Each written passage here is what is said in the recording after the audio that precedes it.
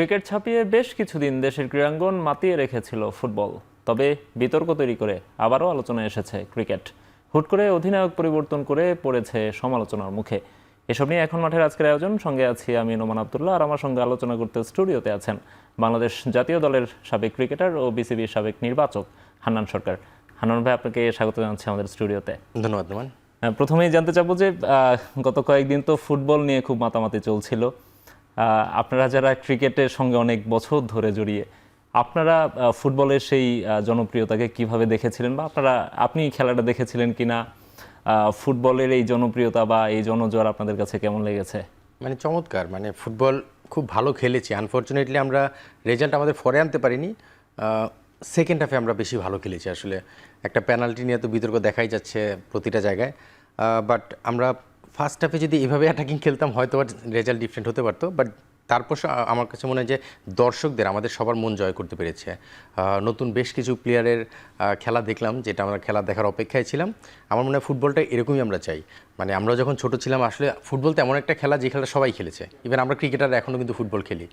তো ফুটবলের কোনো বিকল্প চিন্তা করা যায় না, ফুটবলের জায়গায় রয়েছে। সো আমার মনে হয় যে বাংলাদেশ ফুটবলটা মাঝখানে একটু খারাপ সময় যাচ্ছিলো, বাট আবার আমরা মনে হয় ভালোর দিকে ফিরে আসছি। ভালো স্বপ্ন দেখানো শুরু করেছে আমাদের প্লেয়াররা। সো আমার মনে হয় যে ফুটবলকে নিয়ে আমরা আবার নতুনভাবে স্বপ্ন দেখা শুরু করেছি। এটা খুবই পজিটিভ একটা বিষয়। দিন শেষে ক্রিকেট, ফুটবল যেটাই হোক, স্পোর্টস আমাদের, আমরা সবাই সেটা ভালোবাসি। ফুটবলকে তো সবাই জন্মের পর থেকে প্রথমে ফুটবলটাকেই ভালোবাসে। আসলে ওই সময়টা যে ফুটবলের প্রতি যে মানুষের মানে সবার আলোচনার কেন্দ্রে ছিল সেটাই, এবং ক্রিকেট থেকে ফোকাস অনেকটাই সরে গিয়েছিল। তো আপনারা কি আসলে এভাবেই দেখতে চান ফুটবল ক্রিকেটের ব্যাপারটাকে, নাকি আপনারা চান যে সবগুলো স্পোর্টসই সমানভাবে এগিয়ে যাক, সমানভাবে থাকুক? না, অবশ্যই সমানভাবে এগিয়ে যাওয়া উচিত। মানে আনফর্চুনেটলি হকিটা আমাদের একটু পিছিয়ে গিয়েছে। আমি তো বলবো হকিটাও যদি উঠে আসে এটাও আমাদের জন্য একটা পাওয়া হবে, যেখানে আমরা জানি যে হকির একদমই কিন্তু আমরা দেখতে পাই না, যে নামটা এরকম শোনা যাচ্ছে না, বা খেলাটা কী অবস্থা আছে একদমই জানি না। ফুটবলটা কিন্তু আবার চোখের সামনে চলে এসেছে, যেটা তাদের পারফরমেন্স দিয়ে তারা এনেছে। নতুন প্লেয়ার এসেছে যারা বাংলাদেশকে এখন রিপ্রেজেন্ট করছে, বাংলাদেশ জার্সিতে খেলছে এবং বাংলাদেশকে স্বপ্ন দেখাচ্ছে। সো আমরা অবশ্যই চাই যে কোনো স্পোর্টসই, সেটা ফুটবল, ক্রিকেট, হকি না, অন্য সব অ্যাথলেট যারা রয়েছে তারাও যেন সেখানে সমানভাবে এগিয়ে যায়। ক্রিকেটাররা হয়তো বা ক্রিকেট আমরা ওয়ার্ল্ড কাপ খেলি, সেই জন্য হয়তো বা একটু আলোড়নটা বেশি, আলোচনাটা বেশি, স্পন্সার, টাকা পয়সা সব কিছু একটু ডিফারেন্টভাবে দেখা যায়। বাট ফুটবল কিন্তু ওয়ার্ল্ড ওয়াইড কিন্তু জনপ্রিয়তার জায়গা থেকে ফুটবল ক্রিকেট হচ্ছে অনেকেই, এটা অস্বীকার করার কোনো উপায় নেই। বাট বাংলাদেশ অবশ্যই ক্রিকেট ওয়ার্ল্ড কাপ খেলার কারণে হয়তো আমরা একটু লাইমলাইটে বেশি থাকি। হ্যাঁ, এটা নিয়ে অনেক তর্ক বিতর্ক করেছে, কয়টা দেশ ফুটবল খেলে, কয়টা দেশ ক্রিকেট খেলে, এরকম অনেক আলোচনা বিষয় থাকতে পারে। বাট স্টিল ওয়ার্ল্ড স্পোর্টসে যেটা চলছে সেটার সঙ্গে আমাদের তাল মিলিয়ে চলতে হবে। অনেকের আমি শুনেছি যে ক্রিকেটাররা এত টাকা পায়, ফুটবলাররা এত টাকা পায় না। ফুটবলারদের মধ্যেও কিছুটা আক্ষেপ রয়েছে। এটা বিষয়টা হচ্ছে টোটালি মানে স্পন্সার, মার্কেট, আইসিসি, বা আমরা যদি বলি ফুটবলের ফিফা, ওইসব জায়গা থেকেই বিষয়গুলো হয়। সেটা টোটালি কিন্তু যার যার আর্নিংয়ের উপরে, এটা কিন্তু গভর্নমেন্ট থেকে টাকা ভ্যারি করে। এখানে আসলে ওই আয়ের বিষয়গুলো এভাবে দেখা আমার মনে হয় উচিত না, কারণ বাংলাদেশে যেহেতু ক্রিকেটটা সবচেয়ে জনপ্রিয় ছিল এতদিন বা আছে স্টিল, সো ক্রিকেটাররা বেশি ইনকাম করবে বা স্পন্সররা তাদের দিকে তাকাবে, সেটি স্বাভাবিক। এটা জনপ্রিয়তা আসলে ফুটবলও কম আছে সেটা বলবো না, কিন্তু বিষয়টা আর্থিক বিষয়টা আমি আলোচনাটা শুরুতেই জন্য আনলাম। আমি রিসেন্টলি শুনেছি যে ফুটবলাররা তো আরও বেশি ভালো করছে, তারা এখন বেশি টাকা পাওয়া উচিত। বিষয়টা হলো ক্রিকেটাররা যে টাকাটা পাচ্ছে বা ক্রিকেট জগতে যে টাকাটা দেখা যাচ্ছে, সেটা কিন্তু বাংলাদেশ গভর্নমেন্ট থেকে পাওয়া টাকা না, সেটা কিন্তু ক্রিকেটাররা আর্ন করা টাকা। এটা অনেকের একটা ভুল ধারণা যে সরকার ক্রিকেটারদের এত টাকা দেয়, বিষয়টা কিন্তু এরকম না। এটা ক্রিকেট বোর্ড বা ক্রিকেটাররাই কিন্তু আর্ন করে আইসিসির কাছ থেকে বা স্পন্সারের কাছ থেকে। সো বিষয়টা এভাবে চিন্তা করলে ফুটবলও আমাদের এই যে এখন নতুনভাবে স্পন্সার আসা শুরু করেছে, নতুনভাবে হাইপ এসেছে, আমার মনে হয় সেখান থেকেও তারা বেনিফিটেড হওয়া শুরু করবে। সো বিষয়টা সেরকমই আর কি। গভর্নমেন্ট যে ডিরেক্ট কোনো আর্থিকভাবে সহায়তা করে ব্যাপারটা তা না। যার যার ফেডারেশন, যার যার সংস্থা, তারা কিন্তু নিজেরা এটা অর্গানাইজ করে, নিজেদের মতো করে ইনকাম করে, সেটা থেকেই প্লেয়াররা ইনকাম করে বেসিক্যালি। সেটাই হান্নান ভাই, আমরা আজকে আসলে ক্রিকেট নিয়ে আলোচনা করতে চাই, এবং সম্ভবত অনেকদিন পরে আমরা ক্রিকেটের নজরটা ফেরাচ্ছি।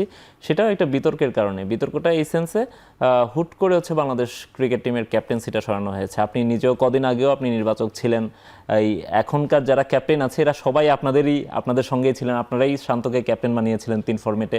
সেখান থেকে 2 মাসের ব্যবধানে তাকে 2টো ফরম্যাট থেকে সরিয়ে দেওয়া হলো, এবং কালকে যেভাবে তাকে ক্যাপ্টেন্সি থেকে সরানো হয়েছে, কালকে দিনেও সম্ভবত তিনি জানতেন না, তিনি একটা প্রেস কনফারেন্সে ছিলেন, সেখানে তিনি ওয়ার্ল্ড কাপের পরিকল্পনা সাজাচ্ছিলেন, সেটির কথা বলছিলেন।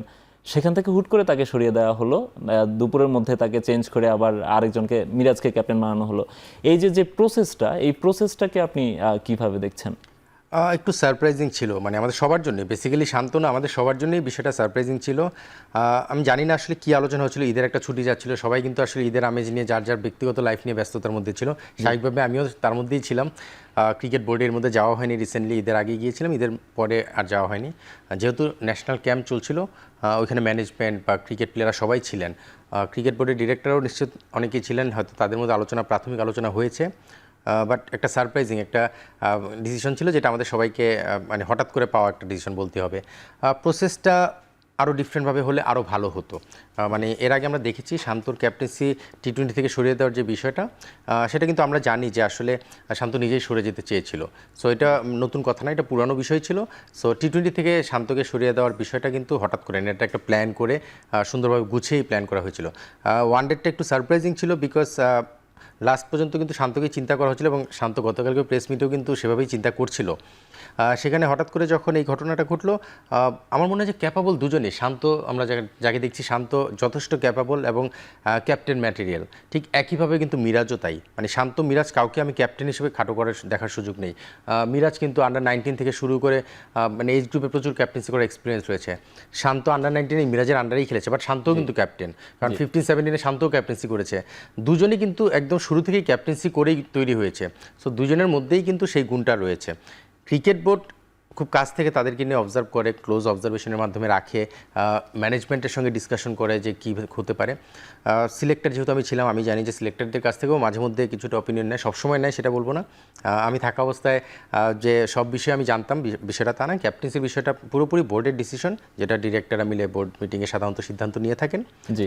সো সেই জায়গাটা হয়তো আমাদের ডিসিশন খুব বেশি মুখ্য না, কিন্তু আমাদের সঙ্গে অনেক সময় আলোচনা হয়। এখানেও হয়তো বা আমি জানি না লিপু ভাই বা রাজ্জাকের সঙ্গে কথা হয়েছে কিনা, বাট ডিসিশন যেটাই হয়েছে, শান্তর সঙ্গে কথা বলে ডিসিশনটা মেক করলে হয়তো আরও ভালো হতো। বাট আমি জানি না হঠাৎ করে একদিনের ডিসিশনে এটা কেন হয়েছে। হয়তো বা যাওয়ার আগে মিরাজের সঙ্গে একটু বসার বিষয় আছে, যে ক্যাপ্টেন্সি যেহেতু মিরাজকে দিচ্ছে, ওয়ানডে টিমটা যেহেতু প্লেয়াররা চলে যাচ্ছে, মিরাজ চলে যাচ্ছে, ওয়ানডে টিম করার ক্ষেত্রে সিলেক্টরদের সঙ্গে অপারেশনস চেয়ারম্যান ফাহিম স্যারের সঙ্গে বসার একটা বিষয় আছে ফাইনাল স্কোয়াড করার ক্ষেত্রে। সেই ক্ষেত্রে হয়তো বা চিন্তা করেছে যে ঠিক আছে, যেটা ডিসিশন নিতে হবে নিয়ে নেই, মিরাজের সঙ্গে দেশেই বসে তাহলে টিমের প্ল্যানগুলো সাজায়। সো এই ধরনের কিছু হতে পারে। বাট অবশ্যই শান্তকে মনে হয় অফিসিয়ালি ডিক্লেয়ারের আগে শান্তর সঙ্গে নিশ্চিতভাবে তাকে জানানো হয়েছে, এটা আমি শিওর। হয়তোবা শান্ত যখন প্রেস মিট করেছে তখন হয়তো সে জানতো না, বাট অফিসিয়ালি জিনিসটা অ্যানাউন্স হওয়ার আগে নিশ্চিতভাবেই আমার মনে হয় যে শান্তকে জানানো হয়েছে। আচ্ছা, একটা গণমাধ্যমের বরাতে আমি জেনেছি সেটি হচ্ছে যে শান্ত যখন প্রেস কনফারেন্স করেন তখন পর্যন্ত তিনি জানতেন না। প্রেস কনফারেন্সের পরে হচ্ছে কোচের সঙ্গে তিনি ডিসকাস করছিলেন দল সম্পর্কে, তখন তার কাছে একটা ফোন কল আসে যে তুমি ক্যাপ্টেন্সি করছো না, আরেকজন ক্যাপ্টেন্সি করবে এই শ্রীলঙ্কা সিরিজেই। ওকে, আমরা এই প্রসেসটার কথা বলছি। আপনি সাবেক ক্রিকেটারও ছিলেন, সিলেক্টর হিসেবে আপনি বলছেন যে ক্যাপ্টেনের ইয়েতে আপনারা হয়তো সেভাবে ইনপুট দিতেন না, স্টিল আপনি একজন ক্রিকেটার ছিলেন। এটা কি একজন ক্রিকেটার একজন ক্যাপ্টেনকে অশ্রদ্ধা করা কিনা, বা বোর্ডের পক্ষ থেকে তিনি আরেকটু শ্রদ্ধা পেতে পারতেন কিনা, যেহেতু তিনি রানিং ক্যাপ্টেন ছিলেন? না, তা তো অবশ্যই। আমরা তো শুধু ক্যাপ্টেন না, যে কোনো প্লেয়ার, আমি বোর্ড চাইলে তাকে যে কোনো সময় সরিয়ে দিতে পারে, সেটি ঠিক আছে। শুধু ক্যাপ্টেনকে শ্রদ্ধা জানানোর কোনো বিষয় না। আমি যখন সিলেক্টর ছিলাম, আমি এজ গ্রুপে 8 বছর ছিলাম, ন্যাশনাল সিলেক্টর ছিলাম 1 বছর, লম্বা সময় সিলেকশন প্যানেলে ছিলাম। আমি কিন্তু সবসময় এই সম্মানটা প্লেয়ারদের দেওয়ার চেষ্টা করছি, সেটা এজ গ্রুপেও। কোনো প্লেয়ারকে বাদ দিলে তার জন্য আমার দরজাটা সবসময় খোলা ছিল ফোন করার জায়গা থেকে, যে স্যার কেন আমি ড্রপ করেছি বা আমাকে কেন নেওয়া হয়নি। সো আমি কিন্তু এই জিনিসটা মনে করি একদম ওপেন ডিসকাশনের মাধ্যমে সেই রেসপেক্টটা থাকা উচিত প্লেয়ার এবং সিলেক্টর বা ম্যানেজমেন্ট সবার প্রতি। তো শান্ত যেহেতু রানিং ক্যাপ্টেন ছিল, স্বাভাবিকভাবেই নতুন ক্যাপ্টেন হতেই পারে, ক্রিকেট বোর্ড চিন্তা করতেই পারে, বিকজ আমাদের ওয়ানডে টিমের রেজাল্ট আসলে দিন শেষে খুব একটা আশানুরূপ হচ্ছিল না। যদিও ইন্ডিভিজুয়াল শান্ত ভালো করছিল, বাট দল হয়তো রেজাল্ট করছিল না, ক্রিকেট বোর্ড চিন্তা করতেই পারে ডিফারেন্টভাবে। বাট হ্যাঁ, আপনি যেটা বললেন যে শান্তকে মানে হঠাৎ করে জানানোর বিষয়টা, আমি একটু সারপ্রাইজ হয়েছি। আমি এই শান্ত বা মিরাজের সঙ্গে এই 2 দিনে কথা হয়নি। স্বাভাবিকভাবে ঈদের আগে কথা হয়েছিল মিরাজের সঙ্গে, শান্তর সঙ্গে, বাট ঈদের পরে আর কথা হয়নি। সো এই বিষয়টা আমি জানি না তারা কীভাবে জেনেছে বা কীভাবে তার কাছে মেসেজটা এসেছে।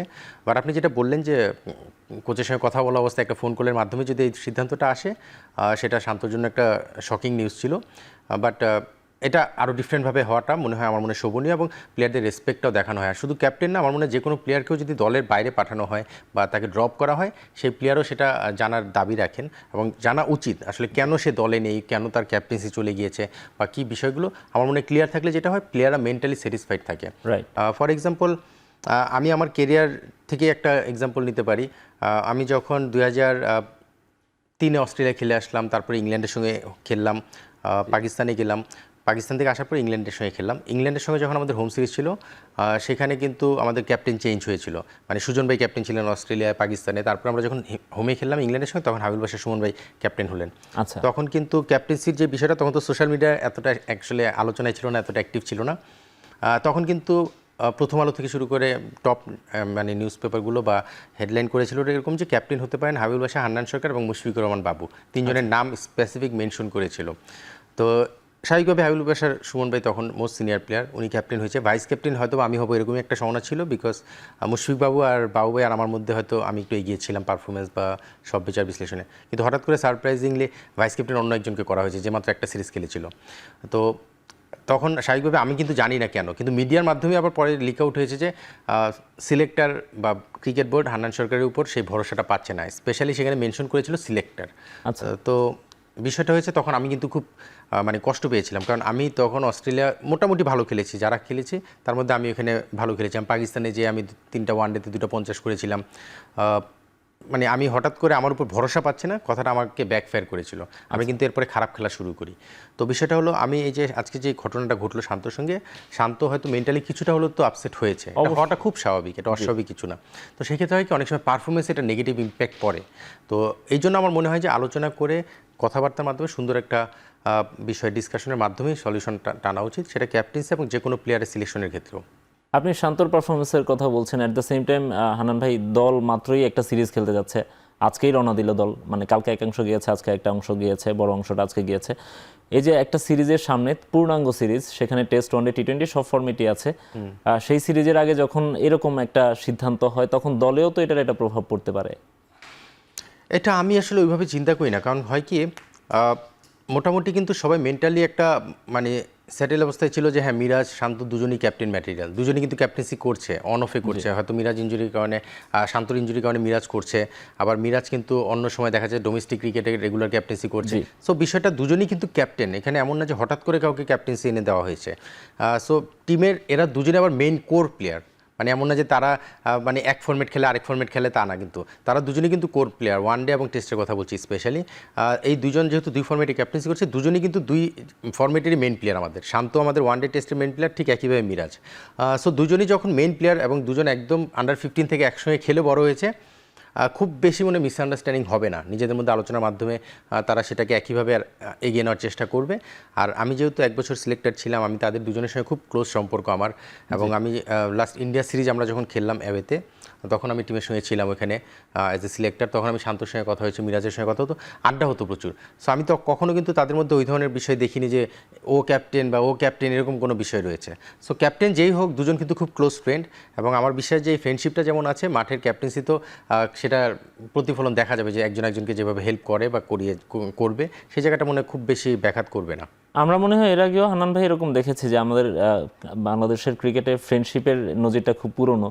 হ্যাঁ, কলিগ কিন্তু খুব ভালো ফ্রেন্ড, আমরা সাকিব তামিমকে দেখেছি, যেটা পরবর্তীতে নষ্ট হয়ে গেছে।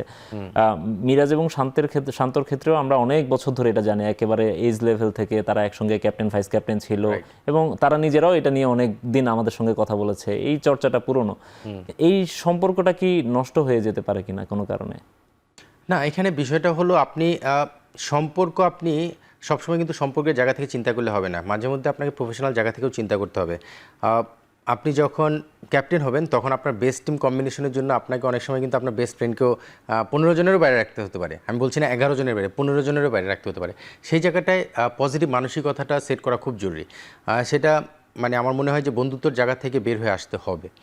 অবশ্যই তারা ভালো ফ্রেন্ড, এখন মনে করেন আমিও ভালো ফ্রেন্ড, রাজিন সালে আমরা খুব ভালো ফ্রেন্ড, কিন্তু যখন আমি আর রাজিন সালে আবাহনী খেলছি আর অগ্রণী ব্যাংক খেলছি, তখন তার ফ্রেন্ডশিপ ওই জায়গায় থাকবে না। তখন আবাহনী জেতার জন্য চিন্তা করবে, অগ্রণী ব্যাংক জেতার জন্য চিন্তা করবে। নেক্সট ইয়ার হয়তো আমি লেজেন্ড অফ রূপগঞ্জে থাকবো, রাজিন হয়তো অগ্রণী ব্যাংকে আছে। সো ফ্রেন্ডশিপের জায়গায় থাকবে। যখন খেলবো তখন কিন্তু প্রফেশনাল জায়গা থেকে চিন্তা করতে হবে। আমাদের এই প্রফেশনালিজমের একটু ঘাটতি রয়েছে, আমাদের কালচারালভাবে আমরা এটা আসলে অভ্যস্ত এইভাবে যে প্রফেশনালিজম আমাদের একটু গ্যাপ রয়েছে। বাট এই জিনিসটা কালচারটা তৈরি করতে হবে। এটা এতদিন হয়নি বলে যে ফিউচারে হবে না তা না। ফ্রেন্ডশিপ যদি এটার কারণে নষ্ট হয়, আমি সেটাকে ভালো মানসিকতা বলবো না। ফ্রেন্ডশিপের জায়গায় থাকবে। রাজিন আর আমার মধ্যে যে ফ্রেন্ডশিপ আপনি বিশ্বাস করতে পারবেন না, কিন্তু খেলার মাঠে কিন্তু রাজিন আর আমি ফ্রেন্ড না। তো বিষয়টা আমি এই জন্যই বলছি যে রাজিন অবশ্যই পেশাদার ক্রিকেটাররা অবশ্যই সেটা আমার মনে হয় যে আপনি যেটা বললেন সম্পর্কে কোনো ভাটা যদি এসে থাকে বা যদি হয়েও থাকে, সেটা প্রফেশনালি চিন্তা করা উচিত। বাট বন্ধুত্বের জায়গায় এটা নষ্ট করাটা খুব একটা ভালো বিষয় ঘটবে না। ক্রিকেটে সবসময়ই একটা, ক্রিকেটে না যে কোনো স্পোর্টসেই বাংলাদেশেই মনে হয় এরকম চলে। স্টিল মানে ক্রিকেট বোর্ডটা আরেকটু প্রফেশনাল হইতে পারতো কিনা, বা আরেকটু সুন্দরভাবে তো তারা চালাইতেই পারতো। আসলে একটা দেশ যখন অস্থিরতার মধ্যে থাকে, তখন কিন্তু সেটার প্রতিফলন প্রতিটা সেক্টরেই পড়ে। দেশ কিন্তু একটা অস্থিরতার মধ্যে আছে, এটা কিন্তু আপনি স্বীকার করেন বা আমি স্বীকার করি বা না করি তাতে কিছু যায় আসে না, এটা রিয়েলিটি, এটা আমরা দেখছি সবাই। সো দেশ যখন একটা অস্থিরতার মধ্যে আছে, সেটার প্রতিফলন ক্রিকেট, ফুটবল, অন্যান্য স্পোর্টস, অন্যান্য ইভেন্ট ব্যাংকিং সেক্টর প্রতিটা জায়গায় পড়বে। তো ক্রিকেট তো এই দেশেরই একটা অংশ। সো সেখানে দেশের অস্থিরতা থাকার কারণে ক্রিকেট বোর্ডেও একটা অস্থিরতা কিন্তু দেখা যাচ্ছে। আপনি দেখেন ফারুক ভাই বোর্ড প্রেসিডেন্ট হয়ে আসলো, তারপরে কিন্তু আবার হঠাৎ করে বুলুল ভাই আসলেন। সো বিষয়টা ঘটছে যে কোনো কিছু কিন্তু অস্থির দেখা যাচ্ছে, মানে অস্থিরতার মধ্যে দেখা যাচ্ছে, কোনো কিছু স্থির মনে হচ্ছে না। সো সেটা কিছুটা তো প্রতিফলন প্রতিটা সেক্টরেই থাকবে, ডিসিশন মেকিংয়েও থাকবে। আপনি একটা ক্রিকেট বোর্ডে যখন 25 জন 26 জন ডিরেক্টর থাকে, সেটা একটা ডিসিশন মেকিং একরকম, আর যদি 8-10 জন ডিরেক্টর হয় তখন ডিসিশন মেকিংটা একরকম হয়। সেখানেও কিছু ব্যাপার থাকে। আবার এই বিষয়গুলো অনেকগুলো আলোচনার বিষয় রয়েছে। তবে হ্যাঁ, কিছুটা অস্থিরতা তো দেখা যাচ্ছে প্রতিটা সেক্টরেই, ক্রিকেটেও সেটা দেখা যাচ্ছে। আমার মনে হয় যে যত তাড়াতাড়ি আমরা সেই অস্থিরতাটা কাটিয়ে একটা জায়গায় স্টেবল অবস্থায় আসতে পারবো, সেটা আমাদের ক্রিকেটের জন্য ভালো, এবং আলটিমেটলি সবাই যারা চিন্তা করছে এটা সবাই কি ভালো এমনি, চিন্তা হানান করছে। ভাই, এটা কি এমনি দরকার ছিল যে মানে আমরা তো লাস্ট আমরা খেলেছি 2টা টি-20 সিরিজ, হ্যাঁ, এবং শান্তকে আমরা টি-20-তে ওর পারফরমেন্স নিয়ে কথা হয়েছে অনেক, বা আমরা দেখেছি লাস্ট ম্যাচগুলোতে সে সুযোগও পায়নি, দলে একাদশের সুযোগ পায়নি, কিন্তু ওয়ানডে এবং টি-20-তে তার পারফরমেন্স, ওয়ানডে এবং টেস্টে তার পারফরমেন্স ঠিকঠাক ছিল, মানে অন অ্যান্ড অফ ভালোই ছিল। এবং তার ক্যাপ্টেন্সি নিয়েও আপনিও বলছেন, আমরাও সবাই জানি যে তার সে ক্যাপ্টেন ম্যাটেরিয়াল, কোনো সন্দেহ নেই। হুট করে এই সময়ে আসলে তারকে কি ক্যাপ্টেন্সি থেকে সরানো দরকার ছিল? এটা আমার মনে হয় যে ক্রিকেট বোর্ড একটা লং টার্ম প্ল্যানের দিকে যেতে চাচ্ছে। যদিও ওয়ার্ল্ড কাপ পর্যন্ত দেয়নি, ক্যাপ্টেন্সিটা এক বছরের জন্য দিয়েছে, বাট একটা লং টার্ম প্ল্যানের জন্য কিছু জিনিস অবজার্ভ করতে যাচ্ছেন। কারণ টিমটা যখন ভালো করছে না, তখন স্বাভাবিকভাবে একটা ক্যাপ্টেন যখন টিম রেজাল্ট বের করতে পারছে না, তখন হয়তো তাকে একটা ব্রেক দেওয়ার চিন্তা করে। ঠিক আছে, একটা ব্রেক দিয়ে এক বছরের জন্য আবার একটু মিরাজকে দিয়ে দেখি, আর নতুন টিম একটা কম্বিনেশন এখন তৈরি করতে হবে। যে টিমটা কিন্তু আমাদের ছিল সেটা থেকে একটু ব্রেক পড়েছে, বিকজ আমরা জানি মুশফিক এবং মাহমুদুল্লাহ কিন্তু রেগুলার খেলছিল, তারা দুজন অফ হয়ে গিয়েছে, তামিম তো আরও বেশ আগেই। সো আমাদের ব্যাটিং অর্ডারে কিন্তু বেশ কিছু জায়গায় বড় বড় পরিবর্তনের সময় এসেছে। সো সেখান থেকে নতুনভাবে চিন্তাভাবনার কিছু সময় এসেছে, এবং সেই চিন্তাগুলো হয়তো নতুন ক্যাপ্টেনের আন্ডারে দিয়ে দেখতে যাচ্ছে। এই জন্য কিন্তু আমার মনে হয়, যেহেতু আমি মিটিংয়ের সিদ্ধান্ত জানি না, মানে সিদ্ধান্তটা জানি, কীভাবে আলোচনা হয়েছে জানি না, বাট আমার ধারণা 2 বছর না দেওয়ার এটা একটা কারণ, যে 1 বছর আমরা রান করে দেখি যে নতুন সেটআপটা কীভাবে তৈরি হয়। তারপর কি আবার ওয়ার্ল্ড কাপের আগে আবার একটা চেঞ্জ হবে? আমরা প্রতি বছর ওয়ার্ল্ড কাপের আগে একটা কোনো না কোনো সমস্যা দেখি, আবার সেরকম না, যদি ওয়ার্ল্ড কাপের আগে বলতে, তাও কিন্তু সেটা ওয়ার্ল্ড কাপের প্রায় বেশ কিছুদিন আগে, মানে তার তখন আমি আগে হবে, হ্যাঁ 6 মাসের উপর হবে। তো সেই সময়টা কত ম্যাচ রয়েছে সেটা দেখতে হবে। আমি আসলে ওয়ার্ল্ড কাপের ডিউরেশনটা নিয়ে বেশি চিন্তিত না, কয়টা ম্যাচ থাকে সেটা দেখার বিষয়। কারণ একটা টিম গঠন করার ক্ষেত্রে 15 থেকে 20টা ম্যাচ যদি একটা দল একসঙ্গে খেলতে পারে, তখন একটা দল শেপে চলে আসে। সো সেই 6 মাস বা 8 মাসের মধ্যে কয়টা ম্যাচ রয়েছে সেটা একটা দেখার বিষয় থাকবে। শান্ত যেহেতু এখন ক্যাপ্টেন্সি এক্সপিরিয়েন্স তার আমরা দেখে ফেলেছি, দেখা হয়ে গেছে, দল ভালো করছে না, শান্ত অ্যাজ এ প্লেয়ার হিসেবে চমৎকার খেলছে কিন্তু ওয়ানডে ক্রিকেটে। জি, মিরাজ হয়তো ক্যাপ্টেন হিসেবে যদি একটা মোমেন্টাম ঘুরিয়ে আনতে পারে, আমরা অনেক সময় একটা চেঞ্জ চাই না, যে নতুনভাবে চিন্তা করি, সেই চিন্তা থেকে হয়তো 1 বছরের চিন্তাটা এখনই শুরু করার সময়। বিকজ এখন যদি আবার শান্তকে দিত, আবার যদি 1 সিরিজ পরে মিরাজকে দিত, তখনও সেটা ভালোভাবে দেখা যেত না কিন্তু, কারণ আমাদের কিন্তু এরপরই আবার আরও খেলা রয়েছে, টানা খেলা রয়েছে এখন। সো সেই জায়গা থেকে হয়তো চিন্তা করছে 1 বছরের জন্য যেই পরিমাণ খেলা রয়েছে, আমাদের মনে হয় 20টার কাছাকাছি ওয়ানডে রয়েছে এই 1 বছরে, টি-20 এরকমই প্রায় সো ওয়ানডের মনে 20টার কাছে, 15 থেকে 20টার মতো রয়েছে আমার ধারণা, আমি শিওর না, আরেকবার দেখতে হবে শিডিউলটা। সিলেক্টেড থাকা অবস্থায় এগুলো মুখস্থ ছিল, এখন আসলে ওই জায়গাটা নজর নেই। বাট আমার মনে হয় যে ওই সময়টুকু মিরাজকে একটু অবজার্ভ অনেকগুলো করতে যাচ্ছে। ম্যাচ আছে এর মধ্যে, প্রায় 16টা ওয়ানডে এক বছরে মিরাজ পাওয়ার কথা আমি যতটুকু জানি। আমরা মিরাজ ক্যাপ্টেন হওয়ার পরে কি কথা বলেছেন আজকে ক্যাপ্টেন্সি নিয়ে, আমরা সেটা একটু দেখতে চাই। বেশি লং টাইম থাকলে তো ভীষণটা ভালো থাকে, যেহেতু ওডিআই সামনে ওয়ার্ল্ড কাপ। আর এটা সম্পূর্ণ একটা বোর্ডে তারা কিভাবে চিন্তা করছে, যেহেতু হয়তো টিমটা একটু মনে করেন এখন আমরা একটু স্ট্রাগল করছি ওডিআইতে, হয়তো চিন্তা করছে যে না একটা বছর আমরা একটা জায়গায় দাঁড় করাই ওডিআই টিমটাকে। সো তারপরে হয়তো আমাদের নেক্সট স্টেপ বা প্ল্যানিংটা তারা এই জিনিসটা জানাতে পারবে যে জিনিসটা কিভাবে করবে, কন্টিনিউ করবে নাকি হয়তো করবে। সো এখন ডিপেন্ড করে আমাদের, যেহেতু একটা বছরে আমাদের ওডিআই অনেকগুলো খেলা আছে। সো আমাদের এখন সময় এসেছে ওডিআই টিমটা একটা জায়গায় দাঁড় করানো। কারণ আপনি দেখেন যে দুইজন সিনিয়র ক্রিকেটারও কিন্তু আমাদের ওডিআইতে মনে করেন তারা রিটায়ারমেন্ট করেছে। সো আমার কাছে মনে হয় যে যারা অপরচুনিটি পাবে তাদেরও এই জিনিসগুলো, কারা অপরচুনিটি পাবে কিভাবে সেট করতে হবে, এই এক বছরের ভিতরে আমার কাছে মনে হয় যে সব কিছু সেট করা যাবে। ও তো লাস্ট অনেক দিন ধরে ক্যাপ্টেন ছিল, এবং একটা জিনিস কি যে যখন ওডিআই এবং টি-20 ছিল, ও তো একটা নির্দিষ্ট ম্যাচ পর্যন্ত ছিল এবং ওটা শেষ হয়ে গিয়েছিল। বাট ওকে তারপরে হয়তো কন্টিনিউ মনে করেন 2-1টা সিরিজ করার জন্য করেছে। বাট ওর সাথে হয়তো ডিসকাস করেছে বা কি করেছে, হয়তো টেস্ট টিম নিয়ে ডিসকাস করেছে, ওডিআই করেছে কিনা আমি ওই রকমভাবে করতে পারবো না। বাট আমাকে যেটা আমি কালকে হয়তো আমাকে বলেছে, আমাদের ফাইন স্যার যখন ছিলেন এখানে আমাকে ডেকে নিয়ে বলেছিলেন। মিরাজ যেটি বলছিলেন তাকে আগে থেকে বলা হয়েছিল, এবং আরও একটা ব্যাপার, টার্গেট কিন্তু ওয়ার্ল্ড কাপ। মিরাজও বলছেন 1 বছরের জন্য তাকে দেওয়া হয়েছে, কিন্তু তিনিও যেটি বলছেন যে ওয়ার্ল্ড কাপটাই টার্গেট, তার মানে তাকেও হয়তো সেভাবেই বলা হয়েছে আপনি যেটি বলছিলেন, এবং সেটাই হয়তো হওয়া উচিত। অ্যাট দ্য সেম টাইম শান্ত কি বলেছিলেন গতকাল, সেটিও আমরা একটু দেখে আসতে চাই। প্রত্যেকটা ক্যাপ্টেন যদি লম্বা সময় পায় তাহলে খুবই ভালো, যেটা আমি এর আগেও পেলাম। 1 বছর বেশি করলাম, 1.5 বছর, আবার 1 বছরের জন্য দেওয়া হয়েছে। বাট আমি মনে করি যে এই জায়গায় যেই ক্যাপ্টেন থাকবে, আমার মনে হয় তাকে যদি লম্বা সময় দেওয়া হয়, একটা ওয়ার্ল্ড কাপ চিন্তা করে বা একটা টেস্ট চ্যাম্পিয়নশিপের সার্কেল চিন্তা করে, এইভাবে যদি করা হয় তাহলে প্ল্যান করাটা খুবই সহজ আমার জন্য। আমার সাথে বোর্ডের যতটুকু কনভারসেশন হয়েছে আমি খুশি, যেভাবে আমাকে তারা সময়টা দিয়েছেন এবং পরবর্তীতে তাদের কি প্ল্যান আছে। সো এই অনুযায়ী যে প্ল্যানটা আমার সাথে ক্রিকেট বোর্ডের হয়েছে এখনো পর্যন্ত, সেটা নিয়ে আমি খুশি, এবং আমার জন্য প্ল্যান করাটা আমি মনে করি যে সহজ হবে ইনশাল্লাহ। টি-20 ক্যাপ্টেন্সিটা ছাড়ার পেছনে এটা একটা কারণ ছিল, আমি নিজে থেকেই ক্রিকেট বোর্ডকে জানিয়েছিলাম যে আমি আর করতে চাই না এই ফরম্যাটটা, কারণ আমার নিজের একটু ব্যাটিংটাতে সময় দিতে চাচ্ছিলাম, কারণ আমাদের এত খেলা হচ্ছে এখন, টেস্ট, ওয়ানডে, টি-20, সো নিজেকে সময় দেওয়াটা একটু ডিফিকাল্ট হচ্ছিল নিজের ব্যাটিং। সো ওই জন্য টি-20টা আমি বোর্ডকে রিকোয়েস্ট করেছিলাম যে আমি ওই জায়গাটাতে ব্যাটিংটাতে আর একটু ফোকাস করতে চাই, যাতে করে আমি ওইখানে ব্যাটিংটাতে একটু বেশি কন্ট্রিবিউট করতে পারি দলকে, এবং যেটা আমার মনে হয় যে সামনে যদি অপরচুনিটি আসে তাহলে আমি হয়তো আরও ভালোভাবে কন্ট্রিবিউট করতে পারি। তার মানে হচ্ছে হান্নান ভাই, আমরা এর আগেও ক্যাপ্টেনদের কাছ থেকে শুনেছি, এবার শান্ত এবং মিরাজ তাদের মুখ থেকেও শুনলাম যে লং টার্মে সবাই ক্যাপ্টেন্সি চান, একটা প্ল্যান তারা সাজাতে চান, এবং শান্ত কিন্তু মোটামুটি ভালো সময় পেয়েছেন ক্যাপ্টেন। আপনারাই তো তাকে বানিয়েছিলেন ক্যাপ্টেন। না, আমরা বানাইনি, ক্রিকেট বোর্ড বানিয়েছে। আচ্ছা, মানে আপনাদের টেনিওরে তিনি ক্যাপ্টেন হয়েছিলেন। তো বাংলাদেশের কিন্তু আসলে খুব বেশি আমরা ওয়ার্ল্ড কাপ বা চ্যাম্পিয়নশিপ বা চ্যাম্পিয়ন্স ট্রফি হয়েছিল গত বছর, এই বছরই আমরা খুব বেশি সাফল্য গত বেশ কয়েকটা বছর আমরা দেখিনি। লাস্ট 2015 বা 17 চ্যাম্পিয়ন্স ট্রফি পর্যন্ত আমাদের সাফল্য ছিল।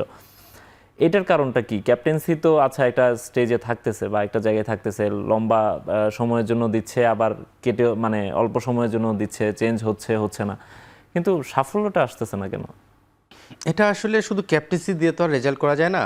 আপনি একটা ফর এক্সাম্পল আমাদের টিমে আপনি বিরাট কোহলিকে বা রোহিত শর্মাকে ক্যাপ্টেন করে দেন, তাতে কিন্তু আপনার রেজাল্ট কতটুকু আনতে পারবে আমি জানি না, কারণ আপনার টিমে তো ওই ধরনের প্লেয়ার লাগবে। তার মানে পরিকল্পনায় ঘাটতি থাকছে না, পরিকল্পনা না, আপনার প্লেয়ারও তো লাগবে, পারফর্মার লাগবে। তো আমাদের যারা খেলছে, আপনি কনসিস্টেন্সির জায়গা থেকে যদি চিন্তা করেন কে কতটুকু কনসিস্টেন্ট পারফরমেন্স করছে, আপনি শান্তকে নিয়ে ইন্ডিয়া টিমের ক্যাপ্টেন করে দেন, দেখবেন ইন্ডিয়া টিম জিতে যাচ্ছে।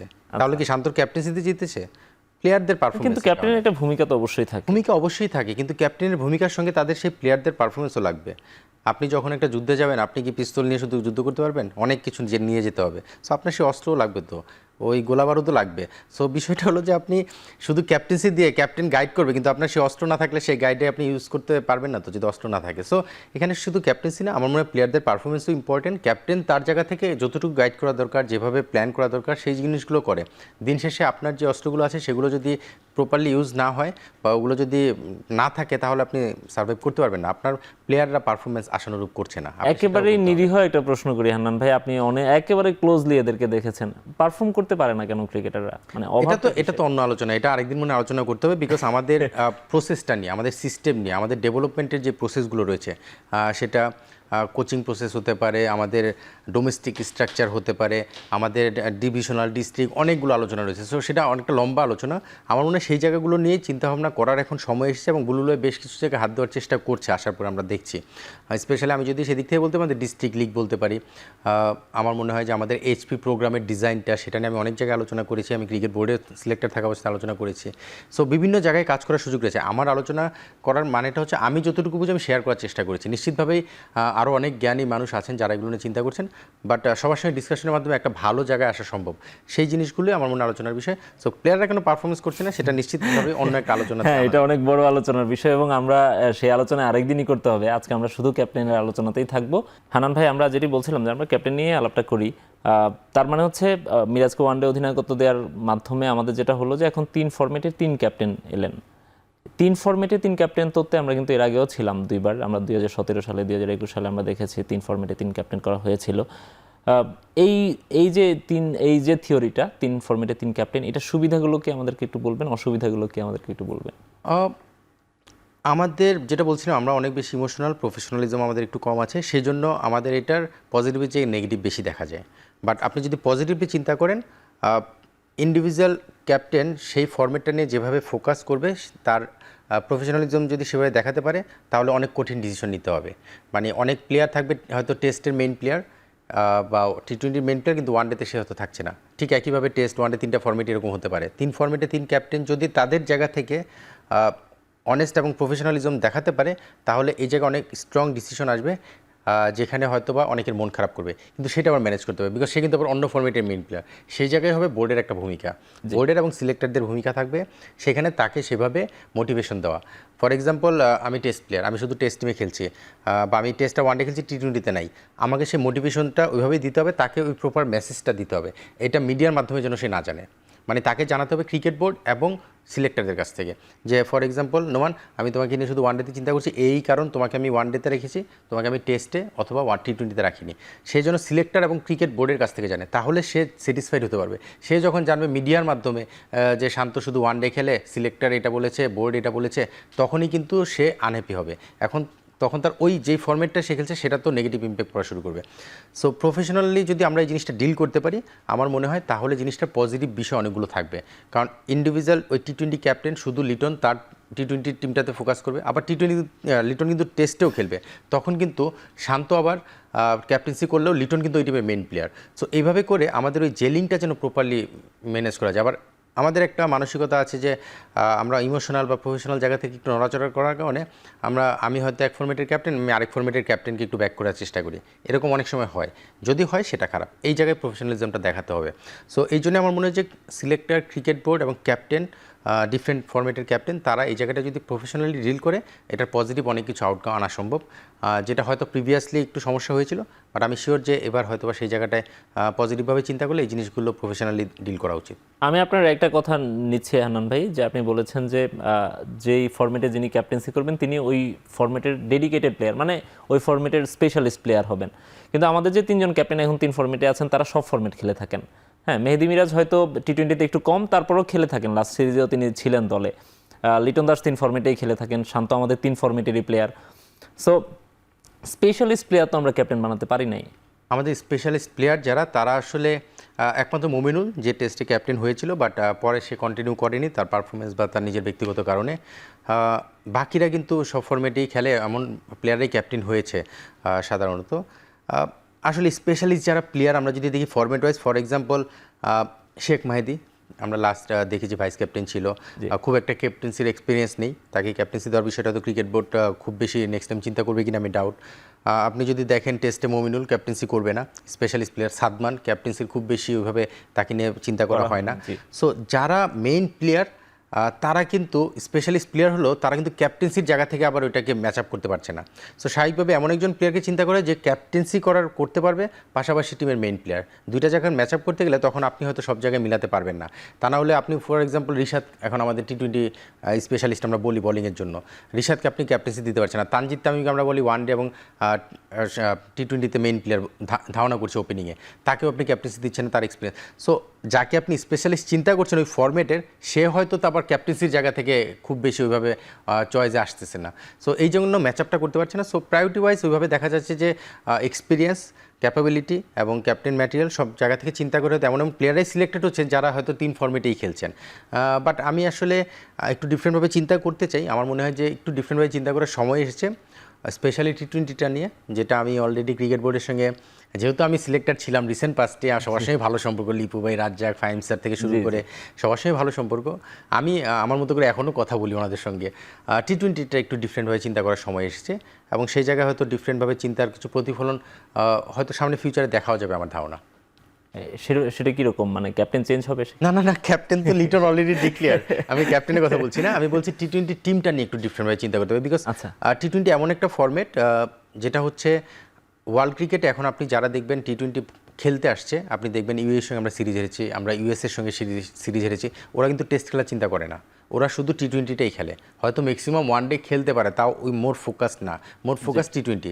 তো তারা যেহেতু একটা ফরম্যাট নিয়ে চিন্তা করে, তাদের ফোকাস, ধ্যান, জ্ঞান সব কিছু কিন্তু ওইটা কেন্দ্রিক। সো আমাদের টি-20তেও টি-20 স্পেশাল একটা টিমের দিকে নজর দেওয়ার সময় এসেছে, যেটা শুধু টি-20তে আমাদের পারফর্ম করবে। বিকজ ওয়ার্ল্ড ক্রিকেটে আপনি এখন দেখবেন সবচেয়ে এক্সাইটিং ক্রিকেট, সবচেয়ে আর্নিং জায়গা থেকে চিন্তা করলে, টুর্নামেন্ট ওয়াইজ যদি চিন্তা করেন 2 বছর পর ওয়ার্ল্ড কাপ, এবং ইভেন্ট ওয়াইজ যদি আপনি গুরুত্ব চিন্তা করেন, সব জায়গায় লিগও আছে, প্রচুর ফ্র্যাঞ্চাইজি, প্রতি জায়গা থেকে কিন্তু টি-20 আলাদাভাবে আলোড়ন সৃষ্টি করেছে, সেটা মেনে নিতেই হবে। সেই জায়গার জন্য ডিফারেন্টভাবে চিন্তা করার সময় এসেছে। সেই চিন্তাটা হয়তো ক্রিকেট বোর্ডকে এখন থেকেই করা শুরু করতে হবে। যদিও 26শে টি-20 ওয়ার্ল্ড কাপ, এখন ম্যাসিভ কিছু করা যাবে না, বাট চিন্তা অন্তত শুরু করলে এটার ফল হয়তো 26-এর পর থেকে আরও বেশি দেখা যাবে। বাট এখন যেটা আছে সেখানেও কিছু চিন্তা ভাবনার সুযোগ রয়েছে আমার বিশ্বাস। আরও একটা বিষয় হচ্ছে হান্নান ভাই, আমরা সাধারণত 3 ফরম্যাটে 3 ক্যাপ্টেনের থিওরিটা আমরা আগে দেখতাম যে একটু এলিট টিম যেগুলো, মানে ক্রিকেটের আমরা মোডল টিম যাদেরকে বলি, অস্ট্রেলিয়া, ইন্ডিয়া অথবা ইংল্যান্ড, তারা এটা চিন্তা করতো, বেশ আওয়াজ দিয়ে হচ্ছে এই মানে থিওরিটা চালু করা হয়। বাংলাদেশও এর আগে যখন এই থিওরিটা চালু করছিল 17 বা 21-এ, তখন এটা নিয়ে খুব আলোচনা হতো। এবার কিন্তু এভাবে চিন্তা করে দেওয়া হয় না 3 ফরম্যাটে 3 ক্যাপ্টেন করবো আমরা, এটা হয়তো তারা চিন্তাও করেননি, তারা জাস্ট ক্যাপ্টেন চেঞ্জ করেছেন। স্টিল ওই দলগুলো যখন হচ্ছে 3 ফরম্যাটে 3 ক্যাপ্টেন করে, তারা এটা করার একটা কারণ তাদের ছিল, সেটা হচ্ছে যে তাদের কিন্তু হিউজ পরিমাণে ক্রিকেটার আছে, তারা টেস্টের জন্য একেবারে আলাদা একটা টিম করতে পারে, টি-20-এর জন্য আলাদা একটা টিম করতে পারে, ওয়ানডের জন্য একেবারে আলাদা একটা টিম করতে পারে। ইন্ডিয়া যেমন এখন করছে, তারা 3 ফরম্যাটে 3 ক্যাপ্টেন এখন তাদের আছে, যদিও মাঝখানে রোহিত শর্মা হচ্ছে একজনই 3 ফরম্যাটে ক্যাপ্টেন্সি করেছিলেন, এখন আবার তাদের 3 ফরম্যাটে 3 জন, ইংল্যান্ড, অস্ট্রেলিয়া তারাও 2জন 3 জন করে ক্যাপ্টেন্সি করাচ্ছে। রাইট। আমাদের তো ঘুরে ফিরে দেখা যায় 3 ফরম্যাটেই এই 20-22 জনের একটা পুল আছে, এরাই খেলে। আপনারাও এর বেশি ক্রিকেটার পান নাই, এদেরকে দিয়েই সব ফরম্যাটে আপনারা টিম সাজাতে হয়েছে। তো আমাদের জন্য কি এটা একটা বিলাসিতা হয়ে যায় কিনা যে 3টা ক্যাপ্টেন করলে? সেক্ষেত্রে আবার আরও একটা সমস্যা হয়, যেটা যে অধিক সন্ন্যাসীতে গাজন নষ্টের মতো একটা ব্যাপার হয় কিনা, যে এই 20-22 জনই প্লেয়ার, এরা ক্যাপ্টেন কাকে মানবে? 20-22 জন প্লেয়ার, সেটার পুলটা বাড়ানোর চেষ্টা তো করতে হবে, কিছু তো চেঞ্জ আনতে হবে। সো পজিটিভ চিন্তা করি, আমার মনে হয় যে নতুন একটা চিন্তা ক্রিকেট বোর্ড করতে যাচ্ছে, সেটা আমরা অ্যাপ্রিসিয়েট করি। লেটস সি, 1 বছরের জন্যই তো সময়টা পেয়েছে, শান্তর 1 বছর, লিটনেরও সেম 26শে ওয়ার্ল্ড কাপ, মিরাজের 1 বছর, 3 জনেরই 1 বছর করে সময় পেয়েছে। এর মধ্যে নতুনত্ব কী আসে আমরা দেখি। আমার মনে হয় যে ক্রিকেট বোর্ড অনেক চিন্তাভাবনা করেই সিদ্ধান্তটা নিয়েছে। সবসময় না জেনে আসলে কমেন্টস করাটাও ভুল হবে। তবে হ্যাঁ, আমার মনে হয় যে আমরা এই বিলাসিতার দেখানোর জায়গায় আমাদের প্লেয়ার সংখ্যাটা কম, বাট প্লেয়ার সংখ্যা তো বাড়াতে হবে। কম বলে আমরা সেই কম বলে যদি আগের মতোই চিন্তা করতে থাকি, তা হবে না। নতুনভাবে চিন্তা করার সময় এসেছে, সেই চিন্তাটা ক্রিকেট বোর্ড করতে যাচ্ছে। নতুন চিন্তা যদি ভালো দিকে নিয়ে যেতে পারে, অবশ্যই আমরা পজিটিভভাবে এটা হ্যাপি হব। বাট এই মুহূর্তে কমেন্টস করাটা, ক্রিকেট বোর্ডও নিশ্চিতভাবে এই সিদ্ধান্তগুলো নেওয়ার আগে নিজেদের মধ্যে ডিটেল আলোচনা করেছেন, প্ল্যান করেছেন এবং সেখান থেকেই ডিসিশনগুলো মেক করেছেন। সো তাদেরও একটা পজিটিভ চিন্তাভাবনা থেকেই করেছেন। সো আমরা দেখতে চাই যে সেই পজিটিভ প্রতিফলনটা যেন তাদের পারফরমেন্সও আসে এবং ক্রিকেট মাঠেও যেন আসে। সো সেখান থেকে পজিটিভ কিছুর অপেক্ষায় থাকি। ভালো কিছু হলে ইনশাল্লাহ সেটা তখন তো দেখা যাবে ক্রিকেট বোর্ড রাইট সিদ্ধান্তই নিয়েছে। বাট আমার মনে হয় যে পুলটা বাড়ানোর কাজ চলছে, যেটা আগেও চলছিল, বাট রিসেন্ট পাস্টে আমি দেখেছি এ টিমের অ্যাক্টিভিটিস, এইচপির অ্যাক্টিভিটিস যেগুলো বেড়েছে, সেই ধরনের অ্যাক্টিভিটিসগুলোর দিকে বেশ নজর দেওয়া হয়েছে। সো আমার মনে হয় যে একটু সময় দিতে হবে, 2-3 বছরের মধ্যে হয়তো বা সেই জায়গায় এই পুলটা 20 জনের জায়গায় 30-40-এ চলে যেতে পারে। বাট হ্যাঁ, তারপরও কিন্তু সেই জায়গায় প্রসেসের জায়গাগুলোতে কাজ করার সুযোগ রয়েছে। স্পেশালি আমি এইচপির কথা বারবার বলি, এইচপি এমন একটা জায়গা যেখান থেকে প্লেয়ারদের আপগ্রেডেশনের যে বিষয়টা, সেই জায়গাটা নজর দিয়ে সেই জায়গাটা ডেভেলপ করা খুব জরুরি, তাহলে এই পুলটা বেড়ে সংখ্যাটা বাড়বে। হানান ভাই, এটা আপনার মনে হয় এই প্রশ্নটা করলে আপনি একটু অপ্রস্তুত হবেন কিনা আমি জানি না, কিন্তু এই মুহূর্তে ক্রিকেট বোর্ডে এমন একজন আছেন যার কাছে আমরা অনেক বছর ধরে ক্রিকেটের প্রসেস, ক্রিকেটের সংস্কৃতি সুন্দর করা উচিত, ভালো করা উচিত, এটা সেটা নিয়ে আমরা অনেক বছর ধরে কথা শুনছি। আপনাদেরও ক্রিকেটারদের খুব পছন্দের একজন মানুষ নাজমুল আবেদিন ফাহিম, তিনি এখন সিনিয়র ভাইস প্রেসিডেন্ট হিসেবে আছেন, ক্রিকেট অপারেশনসের দায়িত্বে আছেন। তো উনি থাকাকালীন যে ডিসিশনটা হলো বা যেভাবে হচ্ছে, এটা কি গুড সাইন, বা ওনার কাছে উনি থাকা অবস্থায় কি আপনারা আর একটু বেটার আশা করেছিলেন কিনা? আমি আসলে মানে এখন কি আলোচনা হয়েছে, হয় কি যে কোনো দায়িত্বে যখন যে থাকে সে সেই জায়গাটা খুব ভালো বোঝে। ফর এক্সাম্পল, আমি যখন 3-4 মাস আগে সিলেক্টর ছিলাম, সিলেকশন মিটিংয়ে কেন একে নেওয়া হয়েছে, কেন ওকে বাদ দেওয়া হয়েছে, এগুলো নিয়ে অনেক আলোচনা হতো। তারপরে যে একটা সিদ্ধান্ত হতো, সেই সিদ্ধান্তটা সবার সামনে জানানো হতো। ফর এক্সাম্পল, যেমন এবারও যখন টিম সিলেকশন হয়েছে, শ্রীলঙ্কা সিরিজে আমরা টেস্ট টিমটা দেখলাম 2জন ওপেনার দিয়ে টেস্ট টিম গঠন করা হয়েছে। সেখানে একজন ওপেনার শর্ট দেখতে পাচ্ছিলাম। তো স্বাভাবিকভাবে আমি একটু সারপ্রাইজ, মানে কেন হলো। এখন নিশ্চিতভাবে ওই আলোচনাতে তারাও দেখেছেন যে 2জন ওপেনারকে রেখেই সিলেক্ট করেছেন। পরে আমরা বিভিন্নভাবে জানতে পারলাম যে শান্তকে ওপেন করার একটা চিন্তাভাবনা ব্যাক অফ মাইন্ডে রয়েছে, সেই জায়গা থেকে শান্তকে থার্ড ওপেনিং অপশনে চিন্তা করেছে। এই আলোচনাটা আমরা যদি না জানি তাহলে কিন্তু আমাদের কাছে ওই বিষয়টা মনে হবে যে 2জন ওপেনার নিয়ে টিম সিলেকশন করে ফেলো, কী সিলেকশন করলো। সো ওই আলোচনার মধ্যে নিশ্চিতভাবে শান্তর বিষয়ের আলোচনা এসেছে, ব্যাটিং অর্ডার কী হতে পারে, টিম কম্বিনেশন কী হতে পারে, তারা সেই সিদ্ধান্তটা নিয়েছে। সিলেক্টর থাকা অবস্থায় আমিও স্বাভাবিকভাবেই সেই সিদ্ধান্তগুলোতে ইনভলভ ছিলাম। আজকে ফাহিম স্যার ওই টেবিলে যখন বসেন, ডিরেক্টর টেবিলে যখন মিটিংটা হয়, ডিরেক্টররা যখন আলোচনা করেন, বিভিন্ন ডিসকাশন পয়েন্ট থাকে, সেই পয়েন্টগুলো ধরে ধরে তো আলোচনাগুলো হয়। ফাহিম স্যার যদি অপারেশনস চেয়ারম্যান থাকা অবস্থায় মানে ওনার জায়গা থেকে কোনো কিছু উপস্থাপন করে বোর্ডে, অন্য ডিরেক্টররাও তো সেখানে বলে যে এইটা লজিক, ওইটা লজিক, বা এইটা ওইটা, নিশ্চিতভাবেই কোনো লজিকের মাধ্যমে ডিসকাশনগুলো হয়।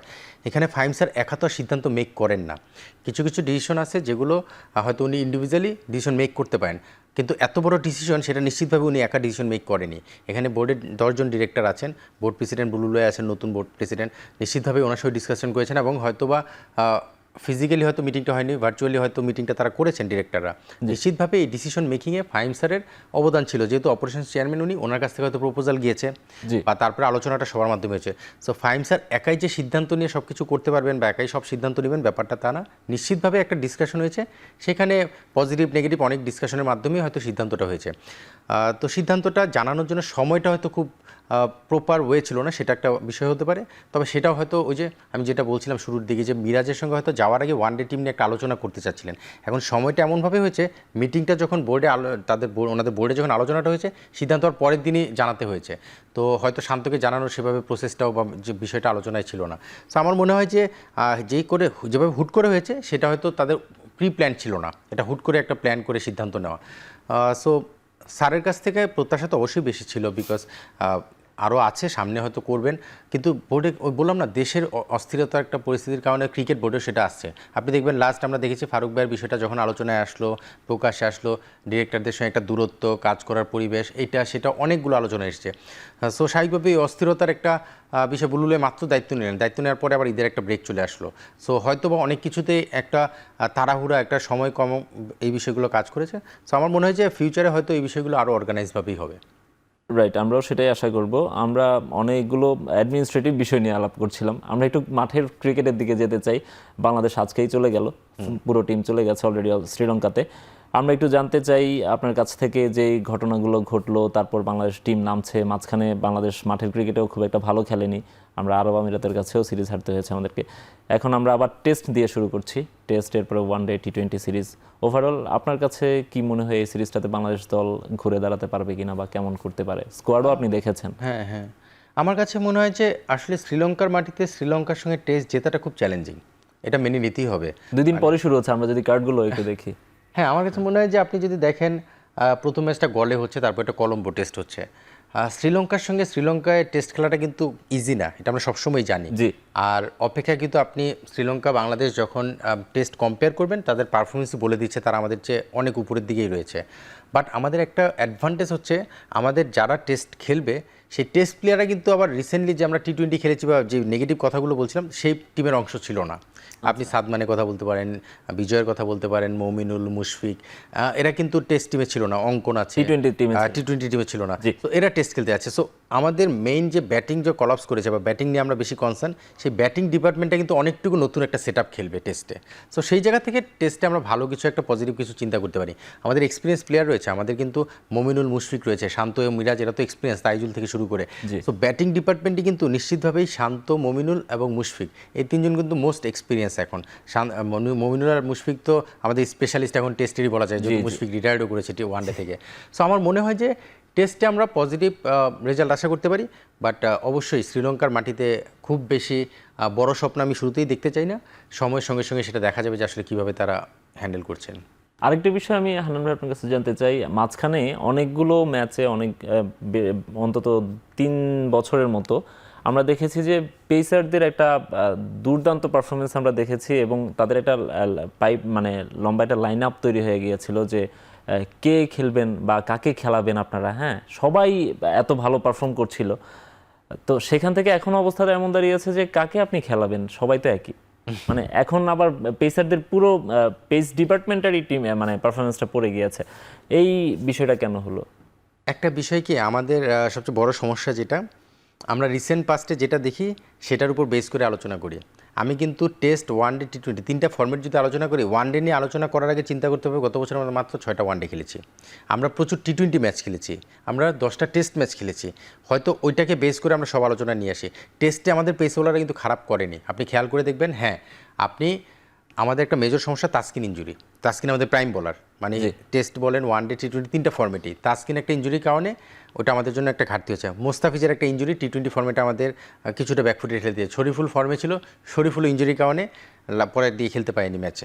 সো আমাদের টেস্টে যদি আমরা দেখি, এবাদত কিন্তু অনেক দিন পরে ফিরে এসেছে। এবাদত কিন্তু টেস্টে খুব ভালো বোলিং করছিল। খালেদ কিন্তু খারাপ বোলিং করছে না, কিন্তু খালেদ হয়তো টিম কম্বিনেশনে ম্যাচ খেলার সুযোগ কম পাচ্ছে। আমার মনে হয় যে এই হাসান মাহমুদ চমৎকার বোলিং করছে। সাকিবকে নিয়ে অনেক আলোচনা, সাকিব এক ম্যাচ কেন খেলানো হলো, তখন কিন্তু আমাদের প্লেয়ারদের ইনজুরি একটা বিষয় ছিল, সেই কারণে হয়তো টিম কম্বিনেশনে সাকিবকে একটা টেস্ট ম্যাচ খেলানো হয়েছিল, তানজিম সাকিবকে। সো আমার মনে হয় যে পেস বোলাররা খারাপ বা বিষয়টা এমন না। আমাদের মেইন প্রাইম বোলার যারা ভালো করছিল রিসেন্ট পাস্টে, তাসকিন, মোস্তাফিজ, শরীফুল, তাদের অনেকে কিন্তু ইনজুরি একটা ঘটনা ঘটেছে। আপনি দেখবেন তাসকিনের ইনজুরি, মোস্তাফিজ ইনজুরি, শরীফুল লম্বা সময় ইনজুরি ছিল তার, কিন্তু সেটা আবার ব্যথা পেয়েছে লাস্ট পাকিস্তান সিরিজে।